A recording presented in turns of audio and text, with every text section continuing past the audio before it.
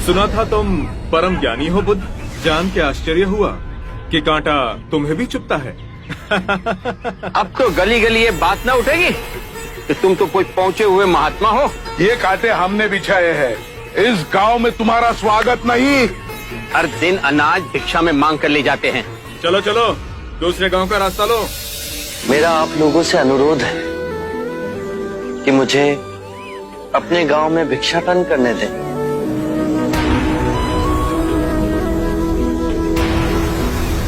ठीक है, भिक्षा चाहिए तो दे अपने रक्त की आहुति।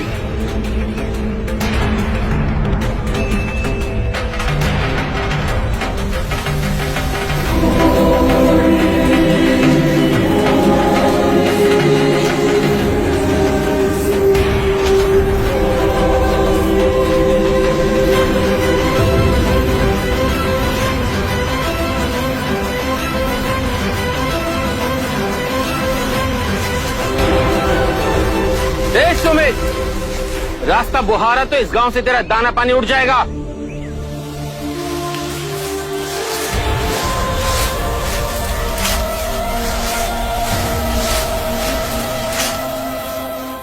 आप गांव में प्रवेश कीजिए।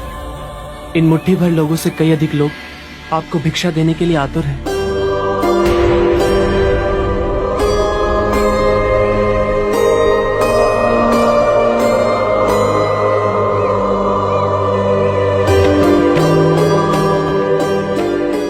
आप मुझे ना छूएं। हाँ? नहीं तो मेरी छाया भी पड़ी आप दूषित हो जाएंगे। क्यों दूषित हो जाऊंगा मैं? तुम भी हम सभी की तरह मनुष्य ही हो, और एक मनुष्य का स्पर्श दूसरे मनुष्य को कैसे दूषित कर सकता है? केवल लालच, घृणा, मोह, तृष्णा हम ही मनुष्य को दूषित करते हैं। और तुम जैसा मनुष्य जिसमें इतना प्यार भरा हो, वो केवल दूसरों को सुख ही दे सकता है, दुख नहीं। कैसे महात्मा हो तुम? तुम्हें तो जाति वर्ण का ज्ञान भी नहीं है। चोला पहने कोई सन्यासी नहीं होता। अरे पाखंडी हो तुम, पाखंडी। जो मानव से उसकी मानवता को छीनता है, पाखंडी वो होता है। यदि मुझे पाखंडी कहे आप सभी को संतोष मिलता है तो ये उचित है, परंतु इस मनुष्य में भी हमारी तरह प्राण बसे। इसे नीचा कहे, इसका तिरस्कार करना सबसे बड़ा पाखंड है। यदि जानते नहीं हो तो मैं बता दूं, ये धर्मशास्त्र है। पाखंड कैसे हुआ?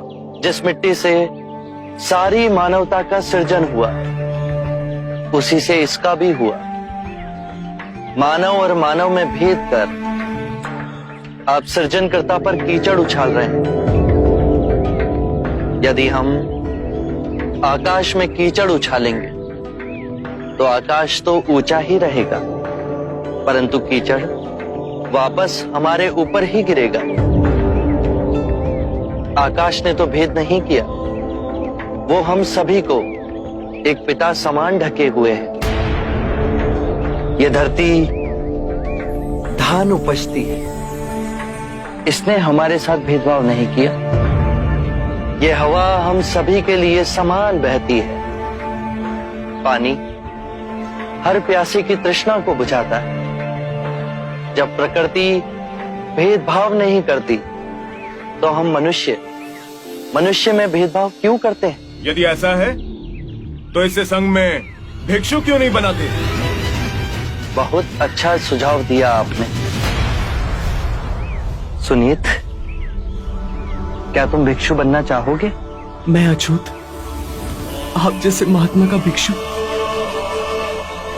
मैं इस योग्य नहीं हूं। जो मनुष्य दूसरे मनुष्य की पीड़ा को देख व्यथित हो जाए, उससे उत्तम कोई दूसरा नहीं। मैं बुद्ध स्वागत करता हूं सुनीत का हमारे भिक्षु संघ में।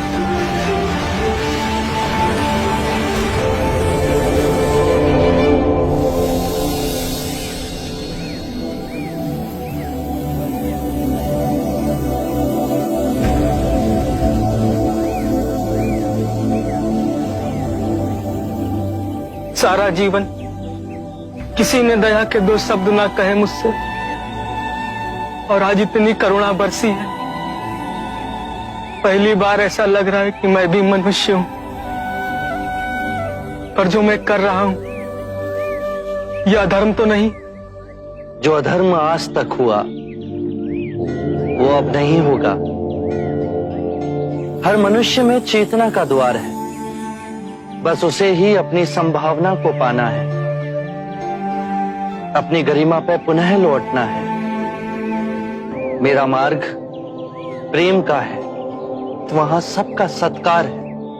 गंगा, यमुना, ऐरावती, सरयू, माही, ये सब नदियां हैं, और ये सब अंत में वह सागर में मिल जाती हैं।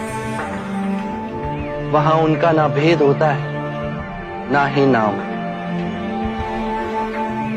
उसी प्रकार जिस भी मनुष्य ने अपना गृह त्याग कर सत्य के पथ पर चलने का निश्चय किया, चाहे वो ब्राह्मण हो या क्षत्रिय, वैश्य या शूद्र ही क्यों ना हो, उसी महासागर में विलीन हो जाते हैं।